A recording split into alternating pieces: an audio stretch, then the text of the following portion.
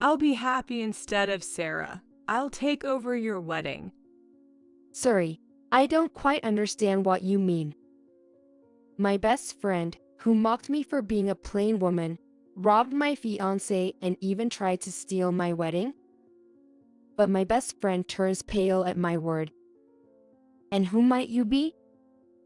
My name is Sarah. I am the bride-to-be, with my long-dreamed wedding just around the corner. I always wanted to get married in my 20s during my student days, but I realized in my early 20s that finding a life partner was not easy.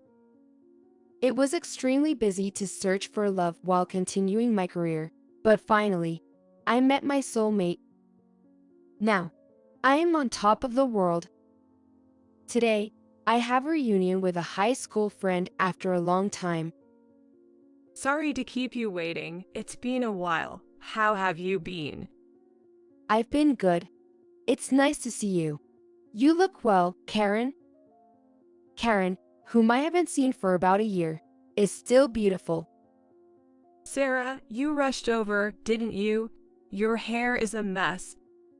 Karen said with a laugh as she fixed my hair. She's always been kind, covering for me whenever I slipped up. Karen, you're still as beautiful as ever. You're the most beautiful woman. Haha, you too, Sarah. How's work going? Karen is an editor for a fashion magazine, a glamorous job. I, on the other hand, work in office administration for a small company. I am leaving the company soon to get married. Actually, I'm getting married. What, Sarah, you had someone? Her reaction was unexpected, but not surprising. Since we never talked about love life before, it's the first time we're talking about this, but yay, I've been dating someone for a year.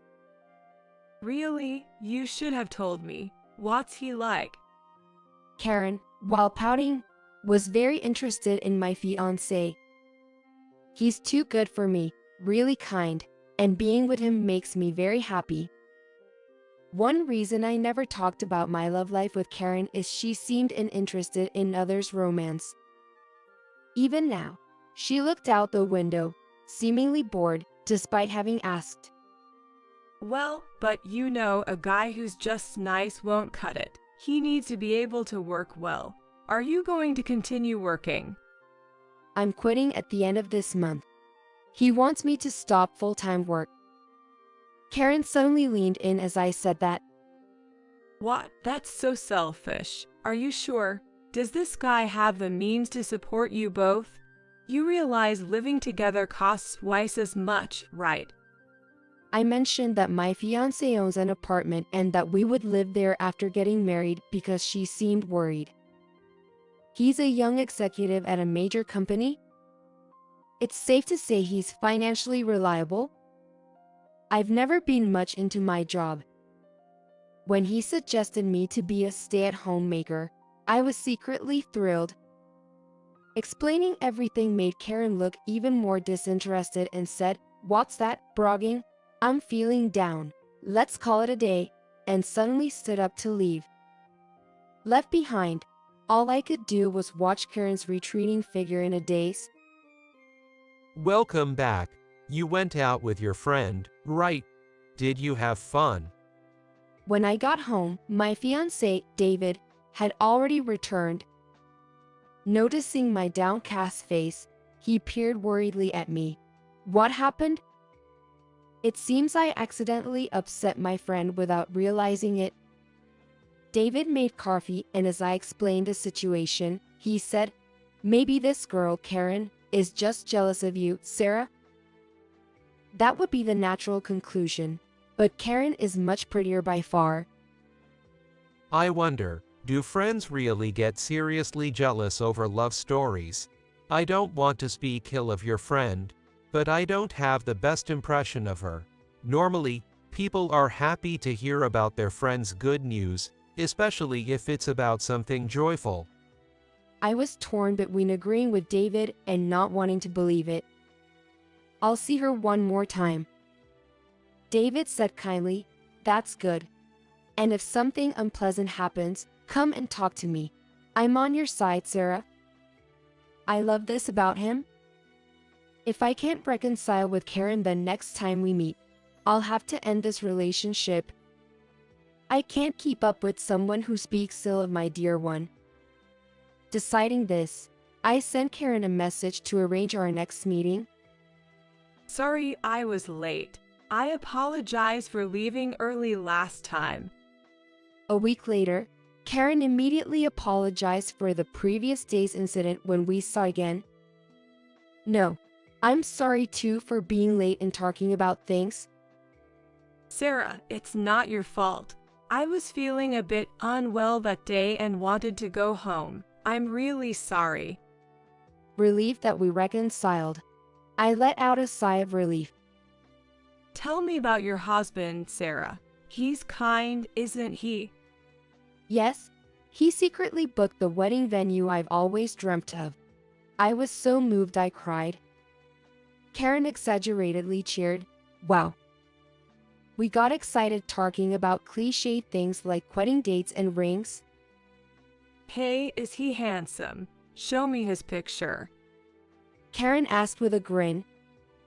Well, he's a bit older, but I think he's handsome. He's tall too. Do I have a picture? Realizing I hadn't taken many photos, I scrolled through my phone's camera roll, which was full of food pictures and no people. Well, oh, he was interviewed in a magazine once. Maybe there's an article online.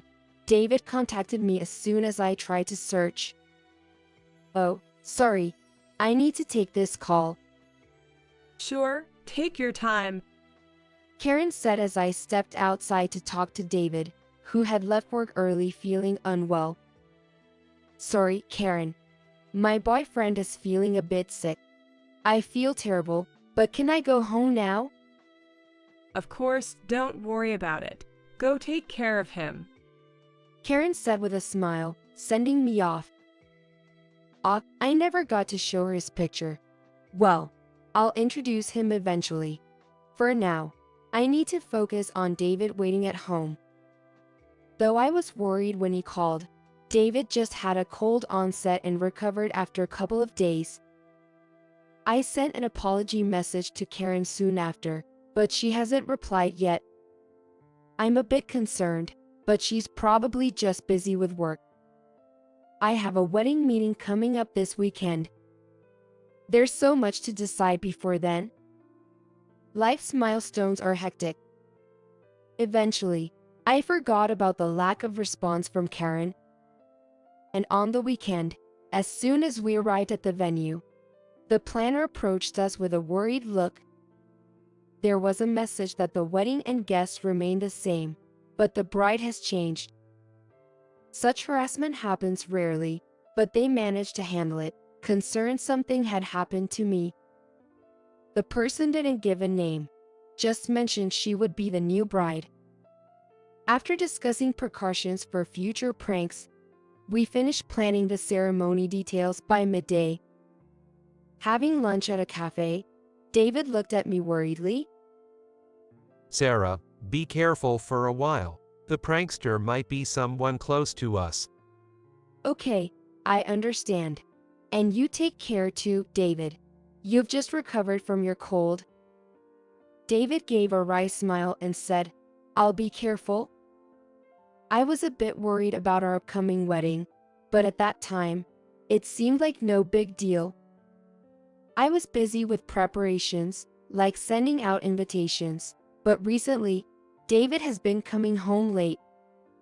I tried to talk to him whenever he was free because we had decisions to make together, but he seemed too tired to respond much. Is this what they call prenuptial doubts? Maybe I should take a break. Just then, I saw a message from Karen on my phone. And now, what perfect timing. She asked if we could see, so I immediately replied, sure, and started getting ready. Hi, Sarah. Long time no see. Sorry, all of a sudden. I was nearby and thought maybe we could grab some tea. I've been wanting to see you too. I've been so busy. I really needed a break. Thanks for asking. She sighed, phew, and took a sip of her tea. Karen looked at me and said, You seem tired. If you want, I'm here to talk. I hesitated to vent about wedding stuff, thinking it might come off as bragging, then said, Well, David has been busy lately. Ahaha, is that so? I was about to say, I keep crossing paths with him, when suddenly Karen burst out laughing, startling me into silence. I'm sorry, he's probably just really busy, right? Maybe you shouldn't nag him too much. She said with a smirk, but I didn't recall being naggy with David. Yo, he seems tired, so I've been doing what I can on my own. But there are things we need to decide together. Well, you want a nice wedding, right? But you know, there's a lifestyle that fits each of us. Are you going to keep nagging your husband and end up alone? Maybe you'd be better off in an apartment rather than a fancy condo. I mean, there's neighborhood interaction in condos, right? I'd be shocked if someone like you lived next to me in a luxurious condo. Like, wow, she's so plain. I was overwhelmed by her words, but realized I was being mocked. That's horrible. Why would you say that? Well, it's the truth. You've always been plain and unremarkable. And now that you've found someone and can lead a good life, you quit your job and boast about it. I opened my mouth to argue back, but Karen looked annoyed. Forget it. I have never thought of you as my friend since I was a student. I just hung out with you because it made me stand out. David would probably be happier with me than with someone as plain as you. Anyway, I'm leaving. Enjoy your life. After Karen left, I was too stunned to move. Feeling like I'd been attacked. Too shocked to cry. I sensed she knew too much about David. Was his late return because he was meeting with Karen? The uneasy feeling lingered. I was scared to go home and face David. How long had I been sitting there? When the ring of my phone jolted me back to reality. Sarah, where are you? I blurted out, but hearing David's worried voice almost made me cry. Sorry, I'll be home soon. I was at the cafe with Karen. I'll come and get you. It's dark outside. Stay there. David said, sounding more caring than usual. I waited as he told me, and he ran to pick me up. Sarah, what happened? Are you okay? It's nothing. I think Karen doesn't like me anymore. I was so surprised. Time just flew by. Sorry for worrying you. David stroked my head and said, I'm sorry for being so busy lately. I've wrapped up a big part of my work today. Let's go home and talk. David led me home and I made a cup of hot coffee. I was colder than I realized. And David must have been too. Thanks for coming to get me, I finally said, having not yet thanked him for coming. You sounded so down. I was worried. Can you tell me what happened with Karen? I slowly recounted what Karen said, and David looked puzzled. Karen, I haven't met her, have I? No, I don't think so. Seeing David's baffled reaction made me feel silly for suspecting him of having an affair with Karen. Then David shared something I had completely forgotten about. Actually, I didn't want to worry you, but prank calls to the venue have continued. I was surprised both at myself for nearly forgetting and at the fact that the calls were still happening. So, I'm thinking we should move the wedding up by a week. Due to the frequent calls, the venue suggested rescheduling. They would handle it as a new booking, so the prankster wouldn't know and couldn't cause any more trouble. Apparently, the caller had been giving detailed instructions for the guests and the ceremony, which the venue couldn't keep up with. The paperwork is already done, and the invitations have been changed. I'm sorry for not consulting you. I've been coming home late because I've been trying to wrap up work early. No. I appreciate that you were thinking of me. Thank you. David smiled warmly and said, "Of course." We spent the available time planning the wedding, and soon the day arrived. The ceremony at the venue we dreamed of was wonderful and memorable. I can truly say I'm happy to be married to David. After the wedding, we left for a 1-month honeymoon. Our honeymoon is our dream trip to Europe. One morning, about a week in, while we were enjoying breakfast in our hotel, the phone rang. Sarah, your phone is ringing. It's from Karen. Why is she calling? I hadn't contacted her since our fallout, wondering why she would reach out now. I answered it, feeling strong because I wasn't alone and not in the USA. "Hello, Bo, a video call?" Hey Sarah, aren't you late? On the screen, Karen appeared in a wedding dress. It's not funny for the bride to be late. Or did you realize and run away? I'm all set here. What is she talking about? I couldn't process fast enough to respond. The dream venue, the dream wedding, and then living in a condo. You're getting what you deserve for living beyond your means, right? Well, I'll be happy in your place. It must hurt, but you can still come, you know. Despite the hurtful words she seemed sure would affect me, I knew I had to clarify. "Well, I don't know what you're talking about. I'm not in the USA right now. I can't come there." Karen looked shocked. Where are you? Why aren't you in the USA? Today is your wedding, right? Actually, our wedding was last week, and now we're on our honeymoon in Europe. What are you doing, Karen? What do you mean by taking my place? It started to make sense. Maybe Karen was the one making the calls to the venue, intending to take over the wedding I was supposed to have. David, listening next to me, seemed to realize the same thing, watching the screen with a stern expression. No, this makes no sense. You're on a honeymoon alone. Pretending to have a partner is just sad, especially when the groom is here. Karen said, turning the camera to show a man beside her. I struggled for words but could only ask one thing. "Well, who is he?" Karen froze with a smile. What? That's your guy, right? Have you lost your mind? But the man was a stranger to me.